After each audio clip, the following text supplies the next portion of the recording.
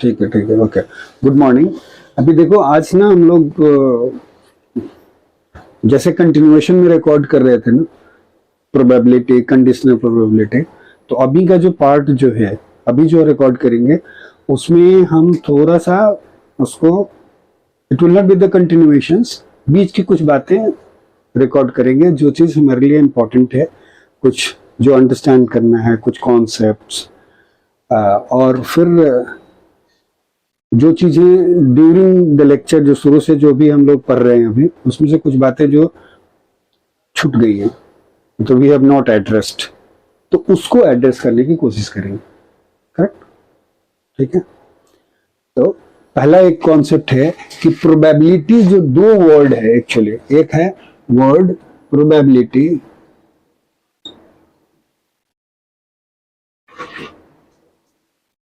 एक वर्ड है प्रोबेबिलिटी और दूसरा वर्ड है लाइकलीहुड। लाइकलीहुड, ठीक है। क्या है? Likelihood, right. जनरली क्या होता है कि दोनों प्रोबेबिलिटी के लिए लोग लाइकलीहुड भी यूज कर लेते हैं और लाइकलीहुड की जगह पे प्रोबेबिलिटी भी यूज कर लेते हैं, बट एक्चुअली ये दोनों में माइन्यूट डिफरेंस है। करेक्ट? कि प्रोबेबिलिटी और लाइकलीहुड में क्या डिफरेंस है वो अभी देखते हैं, फिर आगे बढ़ते हैं, right.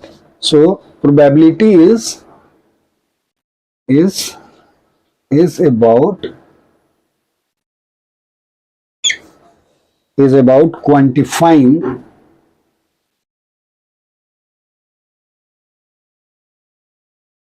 is about quantifying prediction of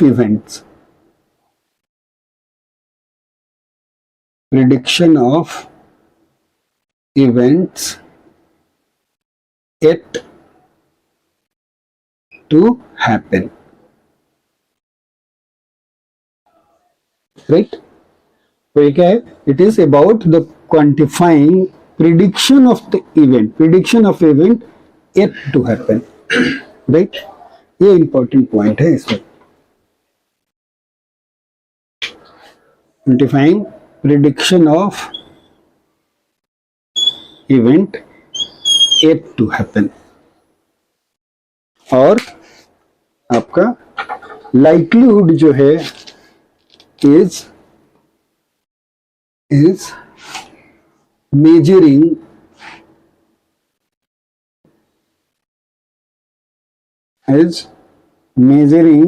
the frequency of event, measuring the frequency of events that already occurred।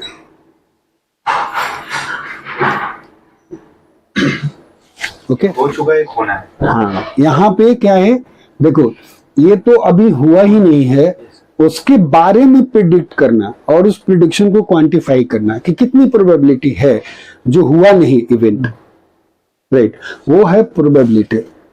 और लाइक्लीहुड क्या है? It is measuring the frequency of the event, मतलब वो इवेंट कितना बार हुआ है, दैट ऑलरेडी अकर्ड, जो already हो चुका, इवेंट हो चुका है, तो उसकी फ्रीक्वेंसी कितनी है, right. Measuring the frequency of events that already occurred. Nuclear medicine में ऐसे एक ब्रीफ डिस्कस कर लेते हैं। न्यूक्लियर मेडिसिन में हम कहां पे यूज करते हैं? एक इमेज रिकंस्ट्रक्शन का मेथड है MLEM, क्या है? MLEM, right. इमेज रिकंस्ट्रक्शन, इसका फुल फॉर्म क्या है? मैक्सिमम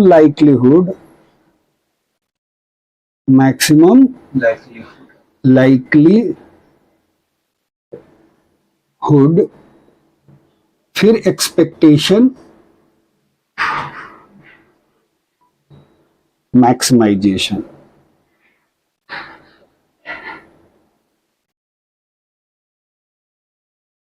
समझिए?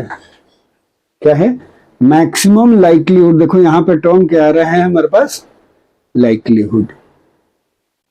तो हम इस पर्टिकुलर मेथड में हम क्या यूज करते हैं, यही वाला कॉन्सेप्ट यूज करते हैं। What we are doing, we are measuring the frequency of event that has already occurred. मतलब हमने पेशेंट का डेटा जो है एक्वायर कर लिया है, एस्पेक्ट से इमेज या पेट में इमेज एक्वायर कर लिया है, राइट। तो किसी भी इवेंट पे जो रेडियो एक्टिव डीके का जो इवेंट जो है ना, राइट, उसकी फ्रीक्वेंसी ऑफ इवेंट क्या है, राइट। जैसे हम लोग अभी देखो उसको मेजर करते हैं। जैसे फॉर एग्जांपल अभी तक जितने भी हम लोगों ने रेडियो एक्टिव के लिए एग्जांपल लिए हैं ना, कि इतने एटम्स हैं, उसके डीके होने की प्रोबेबिलिटी कितनी है, ऐसे ही करके निकाला। तो वो तो इवेंट हुआ नहीं ना, वो प्रोबेबिलिटी में था। लेकिन जब पेशेंट का डेटा आएगा जिससे इमेज रिकंस्ट्रक्शन करना होता है, तो वहां तो ऑलरेडी डेटा एक्वायर हो चुका है, राइट। तो एक फोटो एक पर्टिकुलर पिक्सल्स पे, एक पर्टिकुलर पिक्सल पे जो है वो कोई भी काउंट जो आया है, राइट, समझ गया, कोई जो भी काउंट अपीयर हुआ है उसका कुछ ना कुछ तो फ्रीक्वेंसी बनेगा ना। जैसे फॉर एग्जांपल आप देखो, जब इमेज आप लेते हो यहाँ पे, जब न्यूक्लियर मेडिसिन में, तो आपके पास एक फ्रेम यदि लोगे तो 256 इंटू 256 का मैट्रिक्स बनेगा, करेक्ट। और हर 256 इंटू 256 मैट्रिक्स में ईच पिक्सल पे कुछ ना कुछ काउंट तो होंगे, each pixel has some count.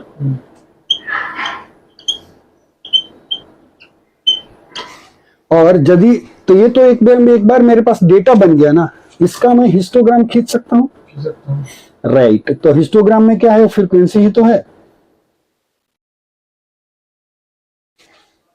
Histogram में तो यही तो है कि यहाँ पे काउंट है 1 से लेकर के आपका 255 तक, करेक्ट। तो एक काउंट के आने की, 10 काउंट के आने की प्रोबेबिलिटी कितनी है, यही तो देखते हैं, समझ गए। तो लाइक्लीहुड में आप क्या देख रहे हो, ये इवेंट जो है फ्रीक्वेंसी मेजर करते हो, frequency of the event.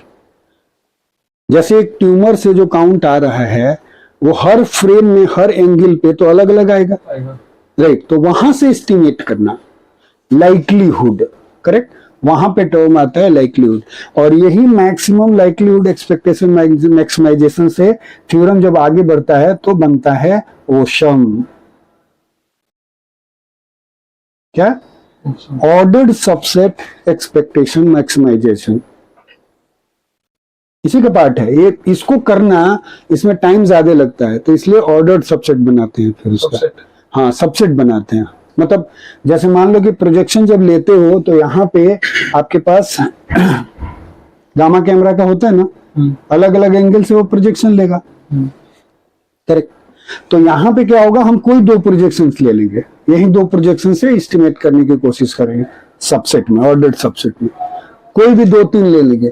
Otherwise एमएलईएम जब चलते हैं तो वहां पे सारे साथ में लेने पड़ते हैं, तो इसलिए वो कंप्यूटेशन जो होता है उसका हेवी हो जाता है और टाइम कंज्यूमिंग होता है। तब हम आते हैं ऑर्डर्ड सबसेट एक्सपेक्टेशन मैक्सिमाइजेशन पे, करेक्ट। तो वहां पे ये सारे कॉन्सेप्ट जो हैं आपको यूज होने वाले हैं।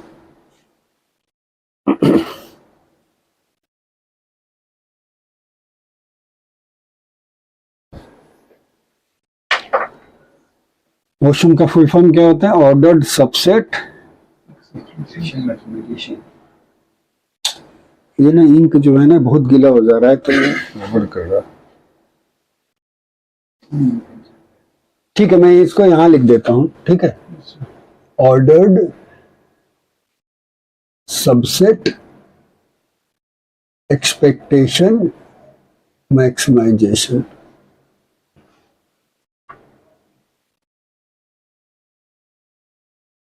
मैक्सिमाइजेशन हो गया awesome, correct.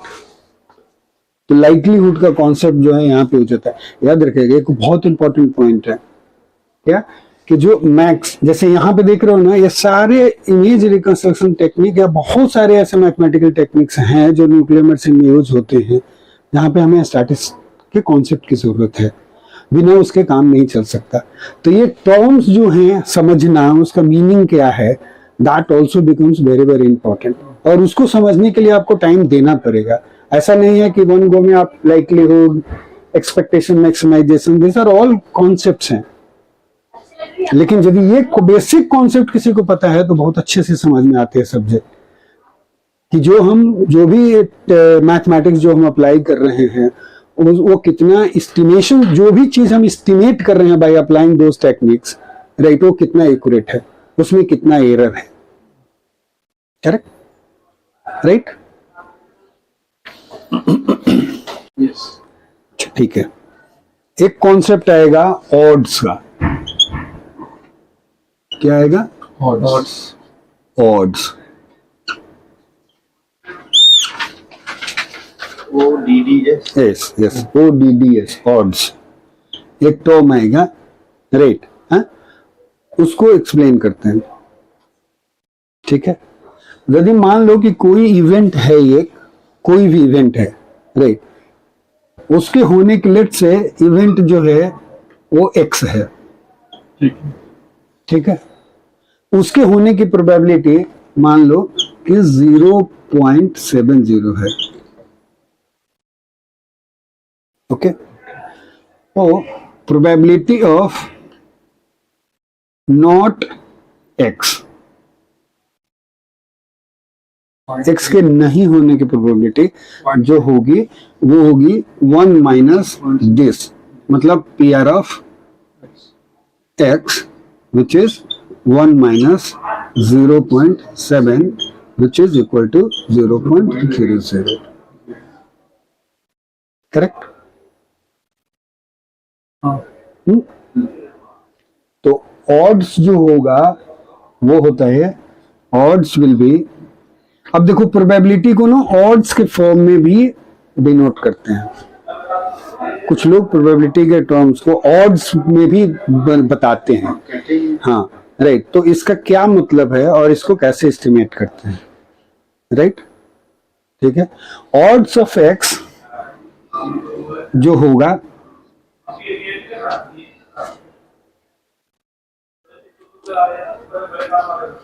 right, this one will be equal to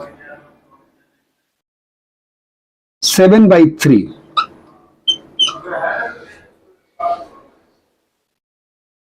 right, 7/3 होगा। इसको बोलते हैं कि probability of occurring the event divided by the probability of not occurring the event. क्या होता है? Probability of occurring the event divided by the same event के नहीं होने की प्रोबेबिलिटी को बोलते हैं ऑड्स, राइट? तो इसको हम लोग ऐसे भी लिखते हैं, probability of x divided by 1 minus probability of x, मतलब जो कि नहीं होने की प्रोबेबिलिटी है, which is equal to PR not x. This is nothing but probability of not x। ठीक है। Yes sir. सो यदि 7/3 रखेंगे तो कितना आएगा? 2.33। अच्छा, ठीक है। अब देखो ऑड्स को क्यों यूज करते हैं। ऑड्स जो है इट इज यूजफुल है, ऐसा नहीं है कि ऑड्स जो है वो यूजफुल नहीं है। ऑड्स ऑफ एक्स यदि मान लो कि आप रिप्रेजेंट करो तो आप क्या बोलोगे कि ऑड्स का वैल्यू क्या है? 2.33 है, राइट? तो 2 यदि मान लो कि इसका वैल्यू हमारे पास 2.33 है, what does it means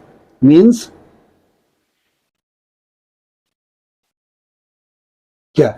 probability of happening the event is 2.33 times more than not happening the event. तो कितना यूजफुल है ना कॉन्सेप्ट। आप बोल रहे इतना गुना ज्यादा है यदि ऑड्स का वैल्यू ये है तो कई बार आपको ऑब्जेक्टिव में इस टाइप के क्वेश्चंस पूछ सकते हैं कि आपको ये कॉन्सेप्ट पता है या नहीं पता है ऑड्स का मीनिंग। तो क्वेश्चन कैसे फ्रेम करेंगे, आप जितने ऑब्जेक्टिव क्वेश्चन सेल्फ सॉल्व करोगे तब आपको जाके पता चलेगा, बट कॉन्सेप्ट जो है वो यही है। करेक्ट, ठीक है, करेक्ट मीन्स आई फील, ऐसे लिख सकते हो कि I feel,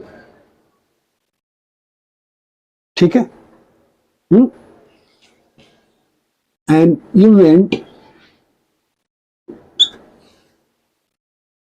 right, x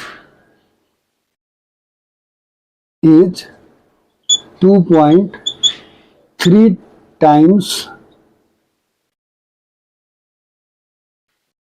more likely to happen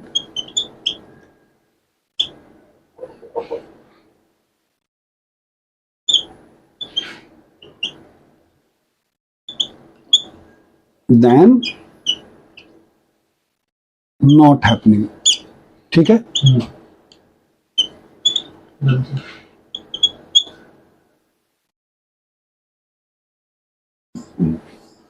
और इसका मतलब ये है मैंने, ठीक है, ओके राइट, ठीक है। अभी क्या है कि ऑड्स जो है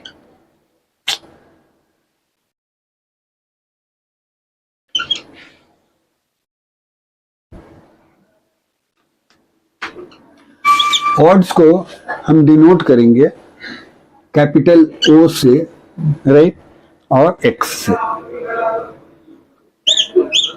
ठीक है। और प्रोबेबिलिटी को हमें पता है, हम लोग प्रोबेबिलिटी को कैसे डिनोट कर रहे हैं,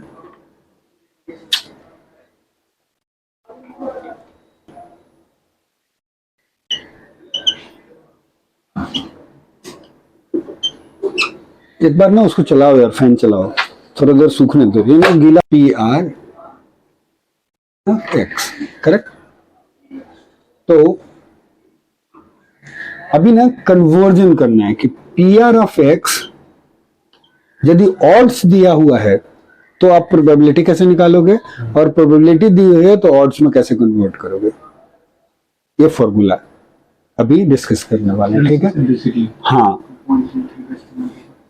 probability of x right is equal to, तो आपको ये फॉर्मूला याद रखना है, odds of x right divided by 1 plus odds of x।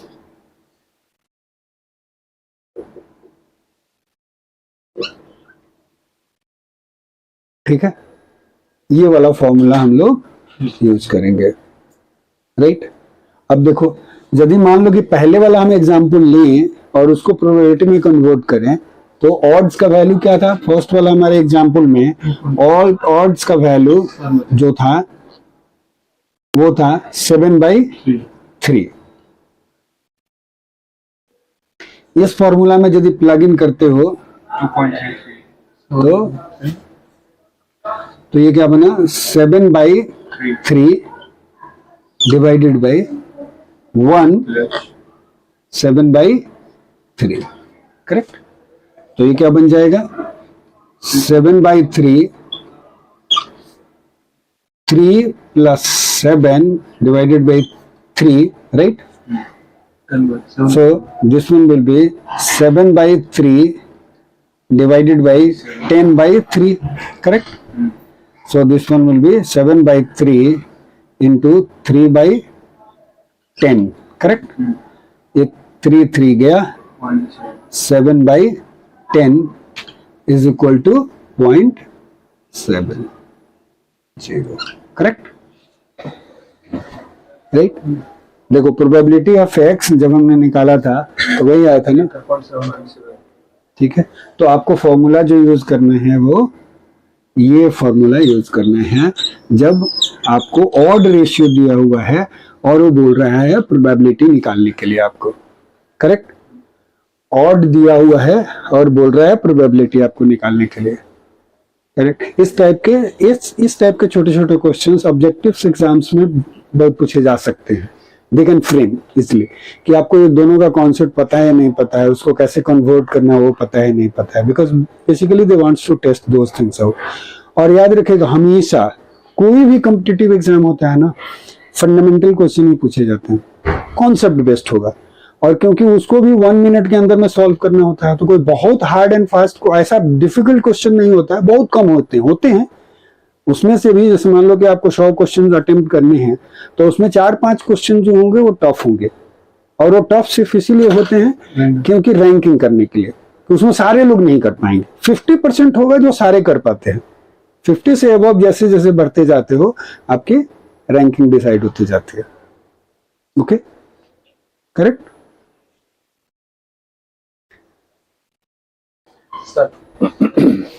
So now अभी क्या है कि प्रोबेबिलिटी दी हुई है। अब क्या है कि प्रोबेबिलिटी आपको दी हुई है और ऑड रेशियो निकालना है, राइट। सो OX ये रिलेशनशिप जो है, OX इज इक्वल टू, आपको यूज करना है वही probability of X divided by 1 minus probability of X। ये वाला फॉर्मूला यूज करना है आपको। वो पहले ही बताया था कि ऑड्स क्या होता है, probability of happening the event divided by the probability of not happening the event, correct. तो वो ऑड्स हो जाएगा। तो यहां पर भी यदि प्रोबेबिलिटी कितनी थी, 0.7 थी, 0 थी, और 1 माइनस 0.70 करोगे तो कितना आएगा, 0.70 divided by 0.30। So this is nothing but 7/3। ठीक है जी, ओके। नाउ अब हम क्या करेंगे, एक और टर्म डिस्कस करेंगे, इसको मिटा देते हैं।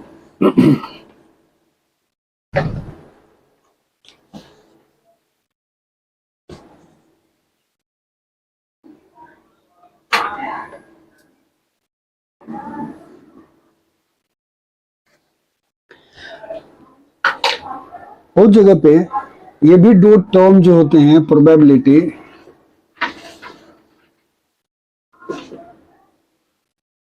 और स्टैटिस्टिक्स में क्या डिफरेंस है।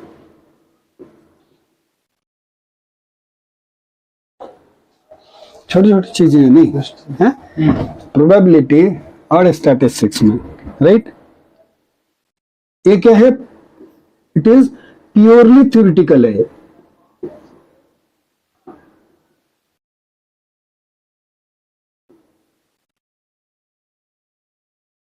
प्रोबेबिलिटी क्या है, एक प्योरली थ्योरेटिकल है of how an event is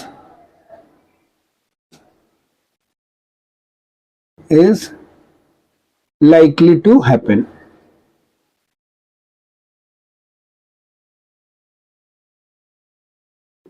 तो ये चीज आप एस्टिमेट करते हो प्योर थ्योरेटिकल ग्राउंड पे, क्या करते हो, how an event is likely to happen, जो अभी तक हुआ ही नहीं है बेसिकली, जो हम पिछले वाले में स्लाइड में भी डिस्कस कर रहे थे, राइट। तो प्रोबेबिलिटी का हम यूज इसके लिए करते हैं, जो इवेंट अभी तक नहीं हुआ उसके होने की लाइकली कितना है, राइट। और वो भी थ्योरेटिकल ग्राउंड पे करते हैं, राइट। वेयर इज स्टैटिस्टिक्स जो है, एंड चूंकि ये इस पे है, hence it does not require data. ठीक है जी। Statistics, on the other hand, cannot exist without data, right? And used to discover, and it is used to discover probability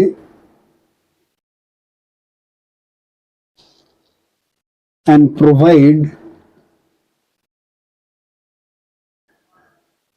provides tools to describe the data.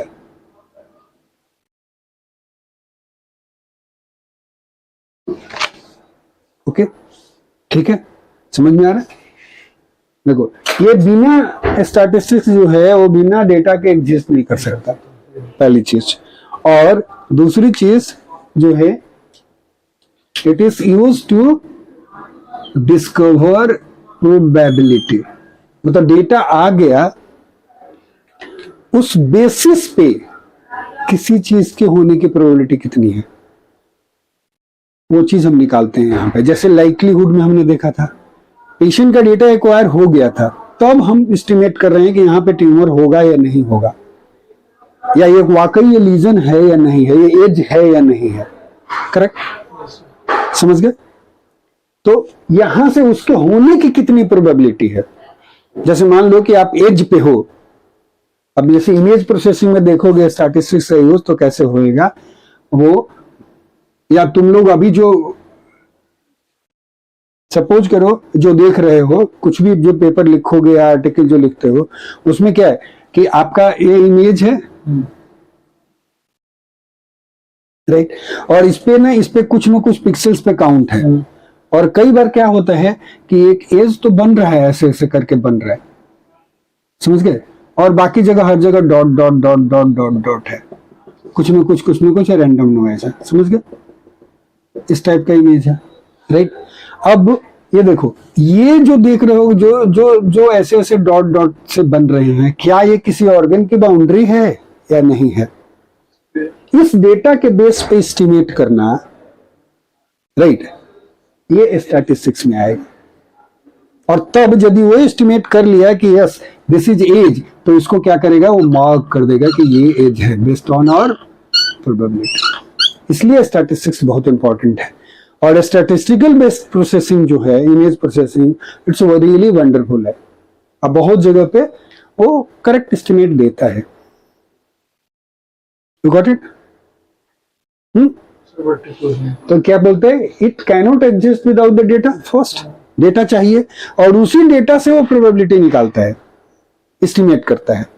और it also provides tools to describe the data, जैसे mean, median, mode, box plot, correlations, ये सारी चीजें जो आप बनाते हो। सो ये काम स्टैटिस्टिक्स में है। और प्रोबेबिलिटी प्योर थ्योरेटिकल कॉन्सेप्ट्स है, जो इवेंट्स अभी तक हुआ नहीं उसके होने की प्रोबेबिलिटी जो है वो ये बताता है। Sir, lastly, hence it does not require data. इसके लिए नहीं है, क्योंकि इवेंट थ्योरेटिकल है ना ये पूरा। How the event is likely to happen In statistics, we find it. In statistics में, statistics can not exist without data. Statistics में डेटा चाहिए। Sir, उस data से प्रोबेबिलिटी की है हम। हाँ, और यहाँ पे डेटा के बिना डेटा के प्रोबेबिलिटी कुछ नहीं किया। जैसे मान लो कि एटम है, कुछ किया नहीं, एक एटम के डीके होने की क्या प्रोबेबिलिटी है? कुछ भी नहीं है। सिर्फ आपको पता है इतने नंबर ऑफ एटम्स है, डीके हो गया, सैंपल किया, उसके बेसिस पे भी किया, हमने कैलकुलेट किया, तो वो पार्ट स्टैटिस्टिक्स का था।